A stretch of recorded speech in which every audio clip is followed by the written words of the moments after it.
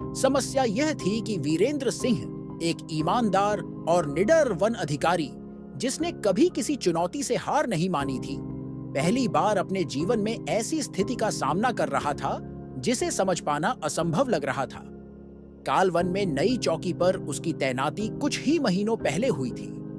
शुरू में सब कुछ सामान्य लग रहा था, लेकिन धीरे धीरे अजीब घटनाएं घटने लगीं। शुरुआत एक रात हुई जब वीरेंद्र जंगल के भीतर गश्त कर रहा था। आधी रात का समय था और घना जंगल सन्नाटे में डूबा हुआ था। अचानक उसे ऐसा लगा कि कोई उसकी जीप के पीछे चल रहा है। उसने जीप रोकी और टॉर्च लेकर बाहर निकला। चारों ओर अंधेरा और सन्नाटा था, लेकिन उसे ऐसा लग रहा था कि कोई उसे देख रहा है। उसने आसपास जांच की, लेकिन कुछ भी नहीं मिला। वह इसे अपनी कल्पना मानकर वापस लौट आया। अगले दिन से घटनाएं और भी विचित्र होने लगी। चौकी के पास रात में किसी के चलने की आहट सुनाई देती। कई बार खिड़की के बाहर एक साया नजर आता, लेकिन जब वह बाहर जाकर देखता तो वहां कोई नहीं होता। एक रात उसे किसी महिला के रोने की आवाज सुनाई दी। आवाज इतनी दर्द भरी थी कि वह अनजाने में ही उस दिशा में खींचता चला गया। आवाज का पीछा करते हुए वह जंगल के एक पुराने कुएं के पास पहुंचा। वह कुआं बहुत पुराना और लगभग सूखा हुआ था। वीरेंद्र ने अपनी टॉर्च जलाकर अंदर देखा, लेकिन उसे कुछ नहीं दिखा। तभी अचानक कुएं के पास एक सफेद साया प्रकट हुआ। वीरेंद्र का दिल जोर जोर से धड़कने लगा। वह साया धीरे धीरे उसकी ओर बढ़ने लगा। वीरेंद्र ने तुरंत अपनी बंदूक निकाली, लेकिन उसके हाथ कांप रहे थे। साया अचानक हवा में गायब हो गया और वातावरण पूरी तरह शांत हो गया। वीरेंद्र घबराते हुए वापस चौकी लौटा। कुछ दिनों तक वह इन घटनाओं को अनदेखा करने की कोशिश करता रहा। उसने सोचा कि शायद यह सब उसकी मानसिक थकान का परिणाम है, लेकिन जंगल के स्थानीय लोगों से बात करने पर उसे पता चला कि यह घटनाएं नई नहीं थीं। उन्होंने उसे बताया कि यह जंगल कालवन केवल नाम से ही डरावना नहीं था। यहाँ आत्माओं का निवास था। एक दिन वीरेंद्र ने ठान लिया कि वह इस रहस्य को सुलझाएगा। उसने गहराई से जंगल की खोजबीन शुरू की। उसे जंगल के बीचों बीच एक पुरानी टूटी फूटी हवेली मिली। हवेली की दीवारें ढही हुई थीं और उस पर समय की मार साफ नजर आ रही थी। हवेली के अंदर घुसते ही वीरेंद्र ने महसूस किया कि वहां का वातावरण असामान्य रूप से ठंडा था। हवेली के अंदर उसे एक कमरा मिला जहां दीवारों पर खून के धब्बे थे। उसे एक पुरानी डायरी भी मिली। डायरी में लिखा था कि यह हवेली कभी एक धनी परिवार की थी, लेकिन उस परिवार के साथ एक भयानक त्रासदी घटी थी। परिवार की छोटी बेटी का अपहरण करके उसके साथ अमानवीय व्यवहार किया गया था। बाद में उसे जिंदा जलाकर इस जंगल के कुएं में फेंक दिया गया था। वीरेंद्र को समझ में आया कि यह घटनाएं उसी बेटी की आत्मा से जुड़ी हुई थीं। वह आत्मा अपने साथ हुए अन्याय का बदला लेने के लिए भटक रही थी, लेकिन वीरेंद्र को इस पर पूरा यकीन नहीं हुआ। वह एक व्यावहारिक व्यक्ति था और अंधविश्वासों में विश्वास नहीं करता था। उसने उस डायरी को अपने साथ ले लिया और वापस चौकी पर लौट आया। अगले कुछ दिनों में घटनाएं और भी भयावह हो गईं। वीरेंद्र को रात में अपनी खिड़की के बाहर अजीब आवाजें सुनाई देने लगीं। कभी कोई दरवाजे पर दस्तक देता, लेकिन जब वह बाहर जाता तो वहां कोई नहीं होता। एक बार तो उसने अपनी टेबल पर एक पुराना चूड़ी का टुकड़ा पाया। वह समझ गया कि यह आत्मा उससे संपर्क करना चाहती है। वीरेंद्र ने गांव के एक बुजुर्ग से सलाह ली। उस बुजुर्ग ने बताया कि यह आत्मा तभी शांत होगी जब उसे न्याय मिलेगा। उन्होंने वीरेंद्र को एक पंडित से मिलने की सलाह दी। पंडित ने कहा कि आत्मा को शांति प्रदान करने के लिए एक विशेष पूजा करनी होगी। उस रात वीरेंद्र ने पंडित की सहायता से पूजा शुरू की। पूजा के दौरान जंगल में अजीब घटनाएं होने लगीं। हवाएं तेज चलने लगीं और वीरेंद्र को चारों ओर से फुसफुसाहटें सुनाई देने लगीं। तभी कुएं के पास वही सफेद साया प्रकट हुआ। इस बार साया और भी डरावना लग रहा था। उसकी आंखें लाल जल रही थीं और वह वीरेंद्र की ओर बढ़ने लगा। पंडित ने मंत्रों का उच्चारण किया और वीरेंद्र ने हिम्मत जुटाकर उस आत्मा से पूछा कि वह क्या चाहती है। आत्मा ने धीमी लेकिन दर्द भरी आवाज में कहा कि वह अपने परिवार के लिए न्याय चाहती है। उसने बताया कि उसकी हत्या करने वाले अब भी आजाद घूम रहे हैं। वीरेंद्र ने वादा किया कि वह दोषियों को पकड़वाएगा। आत्मा ने उसे एक सुराग दिया और कहा कि वह एक पुराने अखबार के संग्रह में उस घटना के बारे में जानकारी पा सकता है। वीरेंद्र ने अगले ही दिन शहर जाकर उस पुराने अखबार को खोजा। अखबार में उस घटना का पूरा विवरण था। वीरेंद्र ने उस जानकारी के आधार पर पुलिस को सबूत सौंपे। दोषियों को पकड़ लिया गया और उन्हें कड़ी सजा दी गई। जब न्याय हुआ तो वीरेंद्र ने देखा कि जंगल में अब वह अजीब घटनाएं बंद हो गई थीं। ऐसा लगा कि आत्मा अब शांत हो गई थी। हालांकि वीरेंद्र का काम खत्म हो चुका था, लेकिन उस जंगल की यादें हमेशा के लिए उसके साथ रह गईं। वह कभी उस सफेद साए को नहीं भूल पाया जो अन्याय का प्रतीक बनकर कालवन में भटक रहा था। वीरेंद्र सिंह को लगा कि जंगल और आत्मा से जुड़ा रहस्य पूरी तरह सुलझ चुका है, लेकिन यह उनकी गलतफहमी थी। दोषियों को सजा मिलने के बाद जंगल में अजीब घटनाओं में कमी तो आई थी, लेकिन पूरी तरह से शांत नहीं हुई थी। वीरेंद्र इस बात को नजरअंदाज करने की कोशिश कर रहा था। वह चाहता था कि उसका ध्यान अपने कर्तव्यों पर केंद्रित रहे। कुछ महीनों बाद एक अजीब घटना ने वीरेंद्र की उस मानसिक शांति को भंग कर दिया जिसे वह बड़ी मुश्किल से बनाए रखे हुए था। वह एक रात जंगल के नजदीकी गांव के बुजुर्गों से मिलने गया था। वहां बैठे लोगों में से एक ने उसे बताया कि हाल ही में जंगल के भीतर अजीब सी चीखें सुनाई देने लगी हैं। चीखें इस बार किसी महिला की नहीं थीं, बल्कि कई लोगों के दर्द भरे चिल्लाने की तरह थीं। वीरेंद्र ने इसे गंभीरता से लिया और अगले दिन जंगल का निरीक्षण करने का फैसला किया। वह अपनी टीम के साथ जंगल के गहरे हिस्से में गया। वहां उन्होंने देखा कि कुछ पेड़ जले हुए थे, जबकि बाकी पेड़ों पर अजीब निशान थे, मानो किसी ने खुरचकर उन्हें नुकसान पहुंचाया हो। उनके गाइड ने बताया कि ये निशान जानवरों के नहीं थे। जंगल के एक और हिस्से में जाते ही वीरेंद्र और उसकी टीम को अचानक ठंड महसूस होने लगी। यह गर्मियों का समय था, फिर भी उस इलाके में तापमान असामान्य रूप से गिर गया था। टीम के कुछ लोग डर के कारण पीछे हट गए, लेकिन वीरेंद्र ने आगे बढ़ने का निर्णय लिया। थोड़ा आगे जाने पर उन्होंने देखा कि जमीन पर राख की परत थी। ऐसा लग रहा था मानो वहां किसी ने बड़ा अग्निकांड किया हो। लेकिन जो बात सबसे ज्यादा विचलित करने वाली थी वह यह थी कि राख से लगातार भाप उठ रही थी, जैसे यह अभी भी जल रही हो। वीरेंद्र ने उस राख के पास झुककर जांच करने की कोशिश की। तभी अचानक उसके कानों में किसी की चीख सुनाई दी। उस चीख ने वीरेंद्र को जड़ कर दिया। यह चीख उसके कानों के पास इतनी जोर से गूंज रही थी मानो कोई उसके ठीक बगल में चिल्ला रहा हो। उसने तुरंत अपनी टीम को वापस लौटने का आदेश दिया। उस रात वीरेंद्र सो नहीं पाया। उसे लगा कि जो कुछ भी उसने देखा और सुना वह किसी नई समस्या की शुरुआत हो सकती है। अगले कुछ दिनों में वीरेंद्र ने अपने स्तर पर इस मामले की जांच शुरू की। उसने आसपास के गांवों से और जानकारी इकट्ठा करने की कोशिश की। उसे पता चला कि कालवन से जुड़े भूत प्रेत की कहानियां केवल एक आत्मा तक सीमित नहीं थीं। जंगल के कई हिस्सों में अलग अलग प्रकार की घटनाओं की चर्चा थी। वीरेंद्र को धीरे धीरे समझ आने लगा कि यह जंगल सिर्फ एक बदला लेने वाली आत्मा का निवास नहीं था। यह जगह कई अज्ञात शक्तियों और रहस्यों को समेटे हुए थी। उसने अपनी चौकी के पुराने दस्तावेजों को खंगाला। इन दस्तावेजों में उसे चौकी के पिछले अधिकारियों के रिकॉर्ड मिले। उन रिकॉर्ड्स में जिक्र था कि इस जंगल में पहले भी वन अधिकारियों के साथ अजीब घटनाएं हो चुकी थीं।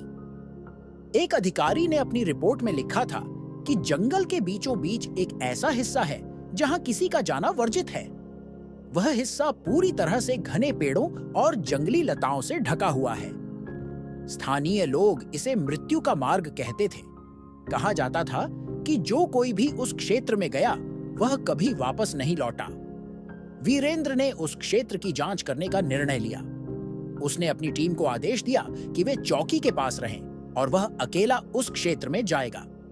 वीरेंद्र ने अपने साथ सिर्फ टॉर्च, एक मैप और एक बंदूक ली। जैसे ही वह मृत्यु के मार्ग की ओर बढ़ा, उसे महसूस हुआ कि जंगल का वातावरण बदल रहा है।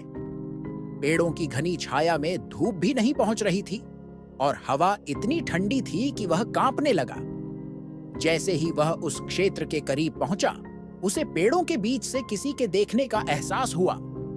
वह लगातार चारों ओर नजरें दौड़ा रहा था, लेकिन उसे कोई दिखाई नहीं दिया। तभी उसने एक पेड़ के तने पर अजीब निशान देखे। वे निशान किसी भाषा के प्रतीक जैसे लग रहे थे। वह उन्हें समझने की कोशिश कर रहा था कि तभी उसे अपने पीछे किसी की उपस्थिति का एहसास हुआ। जब उसने मुड़कर देखा तो वहां कोई नहीं था, लेकिन जमीन पर उसके अलावा किसी और के पैरों के निशान बने हुए थे। ये निशान धीरे धीरे गायब हो रहे थे, मानो कोई हवा में उड़ गया हो। वीरेंद्र की सांसें तेज हो गईं, लेकिन उसने हिम्मत नहीं हारी। उसने मृत्यु के मार्ग पर आगे बढ़ने का फैसला किया। थोड़ी दूरी पर उसे एक पुराना मंदिर मिला। यह मंदिर बहुत ही खंडहर जैसा दिख रहा था और इसके चारों ओर जंगली पौधे उग आए थे। मंदिर के प्रवेश द्वार पर एक पत्थर की मूर्ति थी जो किसी अजीब आकृति की थी। वीरेंद्र ने महसूस किया कि वह मूर्ति उसे देख रही है। मंदिर के अंदर का वातावरण भयानक था। वहां दीवारों पर अजीब आकृतियां और प्रतीक बने हुए थे। मंदिर के केंद्र में एक चबूतरा था जिस पर खून के निशान थे। वीरेंद्र को लगा कि यह जगह किसी गुप्त पूजा के लिए इस्तेमाल होती रही होगी। तभी अचानक हवा में गूंजती हुई आवाजें सुनाई देने लगीं। ये आवाजें किसी प्राचीन भाषा में थीं, जिसे वीरेंद्र समझ नहीं पा रहा था। अचानक मंदिर के अंदर की मोमबत्तियां अपने आप जल उठीं। वीरेंद्र ने महसूस किया कि वह अब अकेला नहीं था। मंदिर में उसकी मौजूदगी को किसी ने पहचान लिया था। उसने तुरंत वहां से निकलने का फैसला किया, लेकिन जैसे ही वह बाहर निकला, उसे एक परछाई दिखाई दी जो मंदिर के द्वार पर खड़ी थी। वह परछाई धीरे धीरे उसके करीब आने लगी। वीरेंद्र ने देखा कि वह वही साया था जिसे उसने पहले कुएं के पास देखा था, लेकिन इस बार यह और भी विकृत और डरावना था। साये ने गहरी आवाज में कहा, तुमने मेरे बदले का वादा पूरा किया, लेकिन यह जंगल अभी भी श्रापित है। इसे मुक्त करने के लिए तुम्हें यहाँ की असली कहानी जाननी होगी। वीरेंद्र ने साहस जुटाकर पूछा, क्या करना होगा? साया धीरे धीरे गायब हो गया, लेकिन हवा में उसकी आवाज गूंज रही थी, मंदिर के नीचे छुपा सच खोजो। वीरेंद्र को लगा कि उसकी यात्रा अभी खत्म नहीं हुई थी। उसने तय किया कि वह मंदिर के रहस्य को उजागर करेगा और कालवन को हमेशा के लिए इस श्राप से मुक्त करेगा। वीरेंद्र ने महसूस किया कि मंदिर के रहस्यों को जानने के लिए उसे हर सीमा को पार करना होगा। मंदिर के भीतर दोबारा प्रवेश करने का विचार भी उसे भीतर तक झकझोर रहा था, लेकिन वह जानता था कि कालवन और उसके निवासियों की शांति के लिए यह जरूरी है। उसने अपने अंदर साहस जुटाया और अगले दिन सुबह इस काम को अंजाम देने का फैसला किया। अगले दिन सूरज उगते ही वीरेंद्र ने अपने साथ एक कुदाल, एक रस्सी और टॉर्च लेकर मंदिर का रुख किया। उसने इस बार किसी को अपने साथ लाने की कोशिश नहीं की, क्योंकि उसे डर था कि और लोगों को इस काम में शामिल करना उनके लिए खतरनाक हो सकता है। जैसे ही वीरेंद्र मंदिर पहुंचा, उसने महसूस किया कि वातावरण फिर से ठंडा और रहस्यमयी हो चुका था। मंदिर के अंदर पहुंचने के बाद उसने चबूतरे के नीचे खुदाई शुरू की। यह चबूतरा किसी ठोस पत्थर का बना हुआ था, लेकिन वीरेंद्र को लगा कि इसके नीचे कोई खाली जगह है। खुदाई करते हुए उसे कुछ घंटों का समय लगा, लेकिन आखिरकार उसने चबूतरे के नीचे एक छिपा हुआ रास्ता ढूंढ निकाला। रास्ता अंधेरे और सीलन भरी सीढ़ियों की ओर जाता था। वीरेंद्र ने अपनी टॉर्च जलाकर नीचे उतरना शुरू किया। सीढ़ियां इतनी संकरी थीं कि वह मुश्किल से अपने कदम जमा पा रहा था।